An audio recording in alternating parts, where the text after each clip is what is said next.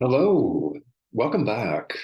It's a pleasure to have you here joining me. So, thank you for that and for your dedication and commitment to spiritual practice, to your walk. There's something about this material that has drawn you in, whether you're a longtime practitioner of A Course in Miracles, or whether you're just checking this out, or you've just picked it up and started it, anything in between, all of that. These videos are designed to present this course, A Course in Miracles. And it is a self-study curriculum, which is very important. If you're just joining us, it does make this course different than a lot of other traditions out there. Just different, neither superior nor inferior. Why is that? Because there is only perfect oneness. A theme that runs throughout these discussions. Why? Because it runs throughout the course. Therefore, it runs throughout these discussions. There are many doors in spirituality, which, of course, accounts for all of the traditions that exist here in the world, including the traditional religions and other traditions too. All of them. They all lead to the same place in the end. Yet here you are interested in this course. So understand the purpose of this course is for us to clarify our perception. We don't see things as they are, and we're all about seeing them as they are, learning to see things as they are, learning to see yourself as you really, truly are, learning to see your brother, in other words, other people, as they really are, learning to see the world as it really is, truly. Not the image that we've made of it, not the image that we hold of it in our daily lives, but what it really is. Our perception is upside down. We're all about righting that, turning it right side up. Here in the world, we say we're going to turn it on its head. No, it's on its head already. Let's turn it the other way and learn to see things as they really are. When we fully learn to do that, truth dawns of itself. We call this awakening, enlightenment, knowing God, realizing God. There are many names in various spiritual traditions and many names in common parlance. That's what happens. But first, we must clarify our perception. And here's the beautiful thing. We know that we've got it completely backwards. That's what has us, all of us, on the spiritual path in the first place. This sense, whether you were consciously aware of it when it hit you, and maybe it's hit you more than once, and risen to your clear conscious awareness, but there is an intuition that we get sometimes, just a deep inner knowing that may or may not clock us in the face, so to speak, in our daily experience of life. But we get this deep sensation that there's more to it than simply this. Oh, there certainly is, and we know it. That's why we're drawn to this collection of practices that we call spirituality in the first place, because we know what is really going on is we're clearing a fog bank, so to speak. We're lifting a veil, in a manner of speaking, that we've put over our own eyes that conceals the truth from us, from our vision. We're lifting the veil. So along those lines, here we find ourselves deep in the middle of the text of A Course in Miracles, the text which is over 600 pages. Here we are, chapter 10, section 3, the God of Sickness. And well, let's talk about sickness. And the title question is a really good one. Why do we become sick? Now, this is a discussion about A Course in Miracles, not biology. So we all went through biology classes in school that taught us that this is us, this thing. It's 80% water and some guts, which in and of themselves, when strewn all out, are not precious. Hardly. This has a limited shelf life. The Son of God, who we really are, does not have a limited shelf life. And this course is all mind training. So I won't be rehashing the Krebs cycle with you because I didn't know it even when I had to draw it on a high school biology exam. Yeah, I didn't do very well in those classes. Yeah, maybe it was a preview of what's to come. I don't know. But I look back on that and I have to laugh because deep down we know we're so much more than the image that we see when we look in a mirror. That's not the Son of God.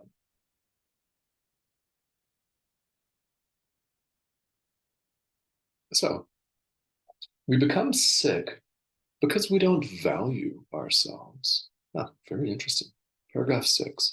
We become sick. They're very close in sound. We become ill because we don't value ourselves. We think we're little, finite, and small. Therefore, the thing that we take to be our home, ourselves, becomes sick. It's because we don't value ourselves. So, as I mentioned a moment ago, this is not a biological discussion. And I am not a licensed, trained medical doctor. That would be a different Dr. Garza, my dad. So there is nothing that is going to guarantee if you are currently ill or if you currently have a chronic illness that it's necessarily going to be fully and totally and completely cured. We're not saying that that is necessarily going to happen. Again, what we're talking about here is what's going on in your mind. This is A Course in Miracles, therefore it's a course in mind training.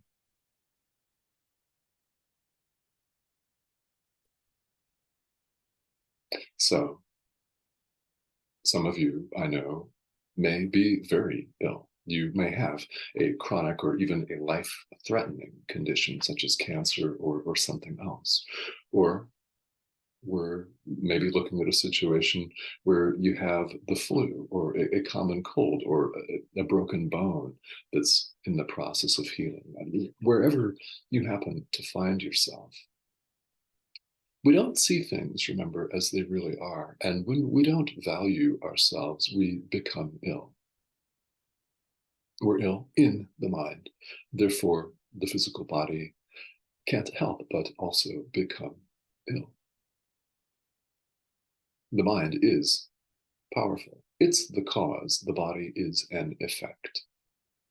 which were not taught in high school biology class. So Jesus, who dictated this course, knows our true value. And accepting his value can heal us.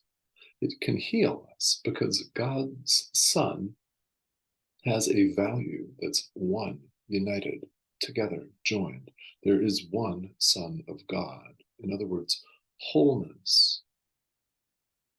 Not finite, not individual, not divided, but perfectly healed and whole. He knows this and is telling us about this right now. Every time you pick up this course, or every time you forgive your brother, every time you even think about spirituality, he's talking to you.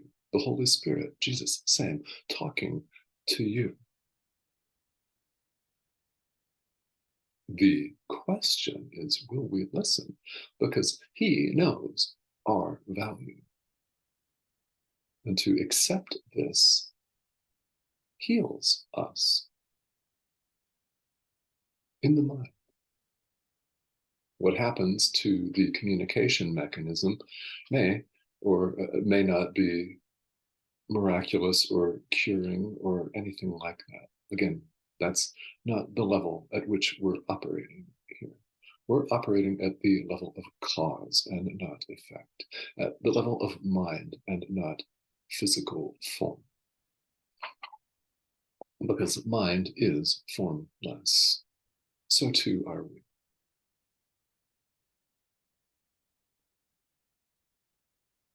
So when a brother, when someone else is sick, he is not asking for peace.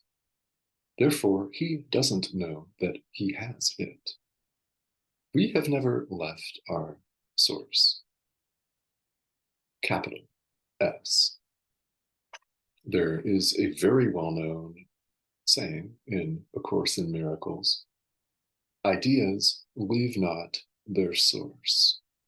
We're known in this course as thought of God, the thought of God, the extension of God. In other words, an idea which leaves not its source, capital S. We're perfectly at home in God,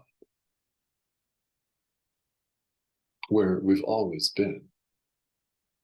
We could choose to accept this peace totally right now. And when we don't, we become ill. Peace and wholeness is our natural state.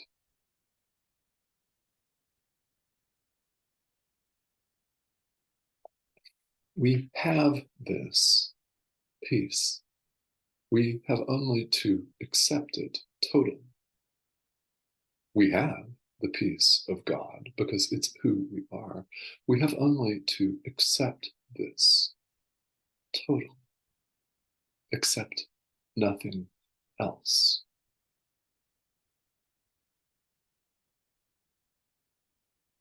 Nothing else. And there is nothing else.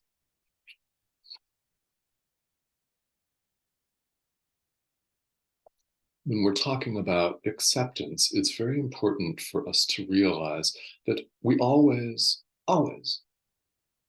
receive as much as we accept. So are we accepting the peace of God? Or are we afraid of it and therefore not accepting it fully? This is a question that only you will be able to answer for yourself, moment to moment. Remember, this is a self-study curriculum. And the question is a valid question for each and every one of us all of the time. We're invited in this course to want the peace of God and nothing else. There is nothing else. And we're wanted to invite. We're invited to want this. And nothing else. There is nothing else. When we accept peace, truly what naturally happens is we share it. And by sharing it, we keep it in our mind. By extending love to our brother, we keep it in our mind.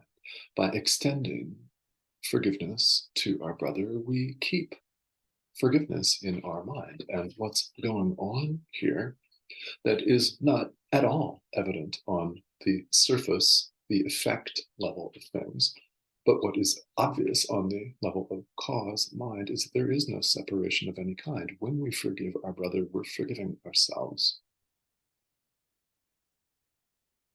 That's exactly what's happening. There is only perfect oneness. We're forgiving ourselves. Now, we have a choice to extend love or to continue to reinforce the dream of separation, death, decay, hatred, pain, excess activity, frustration, rage, and fear. You could heap more nouns on there if you wanted to, but I think that's enough, isn't it? We could reinforce this idea. When we judge our brother, this is what we're doing. When we blame our brother, when we look at his social media feed and think, what a complete crock that is, what an idiot this person is, what the actual, starts with an F, is going on here. When we judge, we're reinforcing the idea of separation.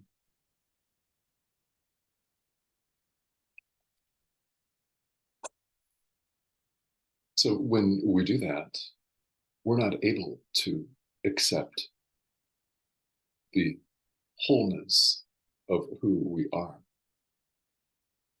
We're not able to accept peace if we're not sharing it. This is how we keep it in our mind. We share it. When we run across a post on social media that we find we have an instant adverse reaction to, that presents an opportunity to forgive. It is an opportunity to forgive everything that's written in cyberspace. The person that appeared to write it, the platform that appears to host it or harbor it, and yourself for dreaming it, and the world itself, and space and time, and the ego. Forgive the ego. It's nothing. Release it all to your inner teacher and rinse, repeat, and rinse, repeat. And if you don't believe it's going to work, I invite you to try it, but really try it, not just once, but often. Make a habit of it and see what becomes of your peace of mind.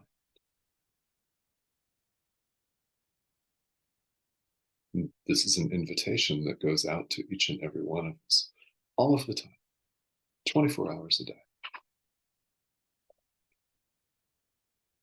This chapter is all about the god of sickness, idols of sickness. And if we adore them, if we think a god of sickness is us, well, then we won't be able to have the peace of God. We won't be able to accept it truly and wholly and completely when we think we're finite, limited shelf life here, of course, and small. When we think we're something we're not,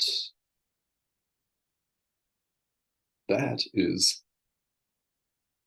a recipe for suffering.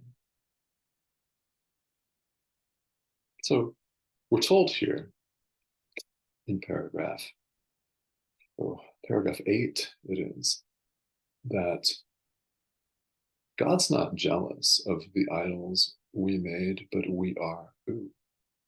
Were you raised in a tradition that talked about God as jealous, vindictive, and wrathful? He's not. But when we think we're separate individuals, we sure are. We projected that onto him, making him jealous, wrathful, vindictive, ready to strike us down at whim for any reason whatsoever. God doesn't do that. God is love, perfect oneness, love, which does not judge. It does not blame. It does not devalue, nor does it condemn at all.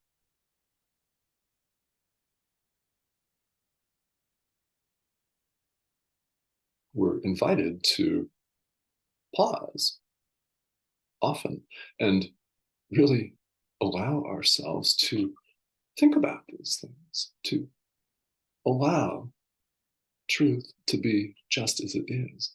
And is it mind-blowing? Yeah. Why else would you be here?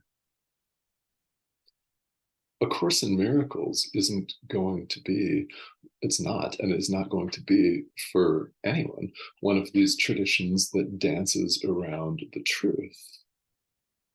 It cuts right to the chase, which, by the way, is what we say we want in the world, isn't it?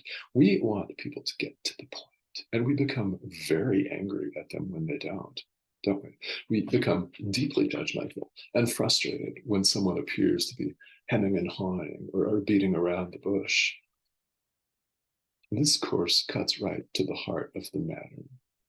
You are one with God. One.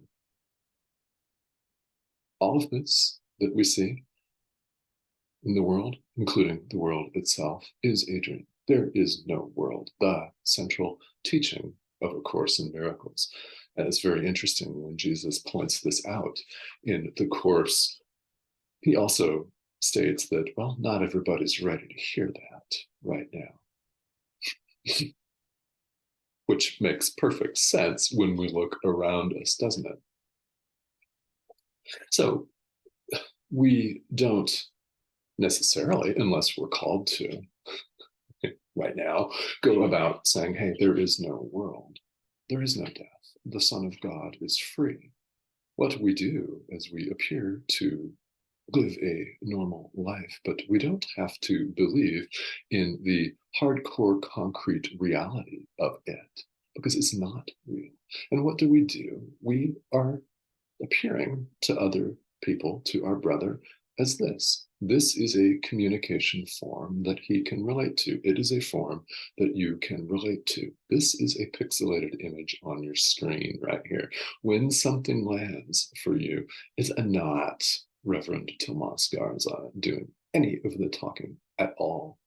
It is your inner teacher speaking to you. So we would do very, very well. It would be very kind of you to listen and to act accordingly, to forgive as directed.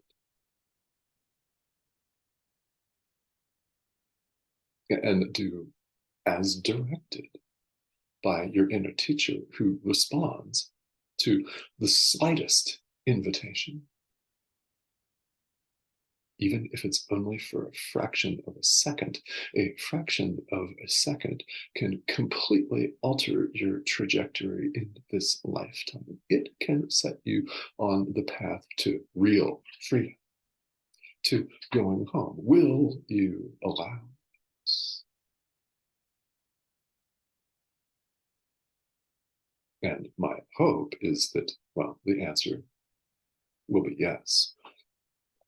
Because all of these things that Jesus refers to as idols here in this section of the text are simply images of ourselves that we take to be our reality. They're not. So we're not talking about the golden calf or anything, but we think other bodies made us.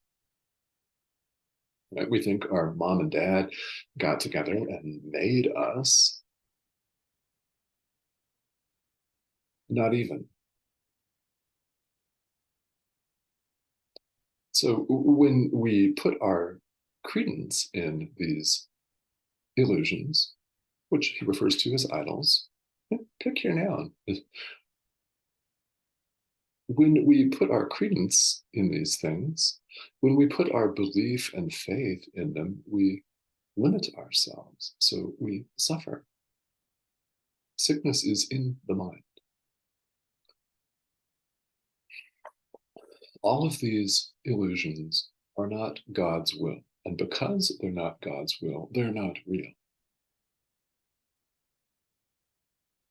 So when we accept God's will, when we accept the peace of God and nothing else, when we accept the eternal and nothing else, we can and do unmake the illusion.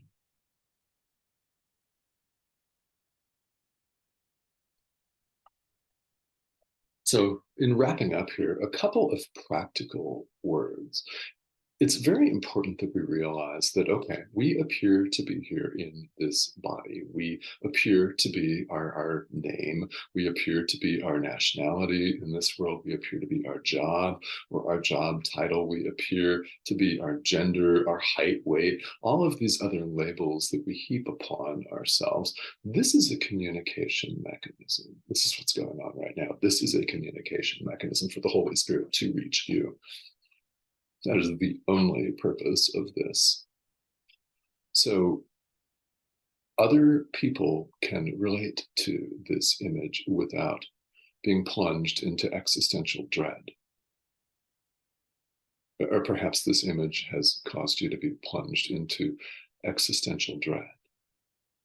I hope not, but this course does turn things right side up after all. It's a complete 180. The fact that you're watching tells me one thing unequivocally. You're ready for this. You may not have joined this broadcast from a state of being consciously seeking it out. Perhaps you've stumbled across this. Consider that you're meant to be here, and something has been said or will be said that you're meant to hear. When you land on that, it's your inner teacher speaking to you. This is a communication device. That is the way we're encouraged to see the body. We extend love to the Son of God. And there are people out there that you can reach better than I can reach them. Really, there are people out there that you're meant to share love with. There are people out there that you're meant to share the Holy Spirit with. They're meant to work with you. And because we don't know where they are, or even who they are, we show up and extend love at all times. Remember, sharing is how we keep things in our mind. We give things away to keep them, not to lose them, but to keep them in our mind. So I'll thank you, as always, for joining me. If you have not subscribed yet, this is the subscription button here. It's that arrow in the corner of your screen. I invite you to click that and to join us, because there's something that has led you here today. We'd love to have you join us on an ongoing basis. And along those lines, questions and comments are always, always welcome here. So please feel free to leave them if you've got them, even if you're just popping in to say hello. That's more than welcome too. And I will see you on the next video.